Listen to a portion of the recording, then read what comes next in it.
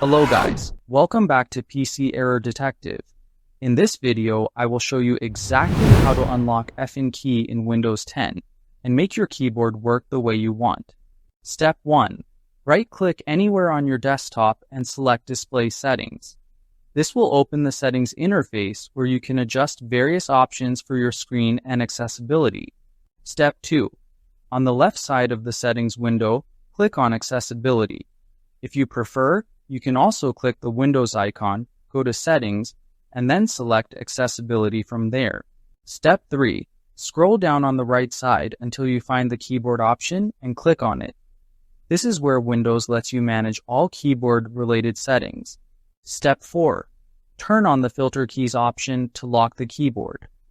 Filter Keys is a Windows feature that helps manage repeated keystrokes, and enabling it will temporarily restrict normal key functions. Step 5. To unlock the keyboard and restore normal functionality, simply turn off the Filter Keys option. Once it's off, all keys, including the Fin key, should work normally again. Thank you for watching, and don't forget to subscribe to PC Error Detective for more helpful tutorials.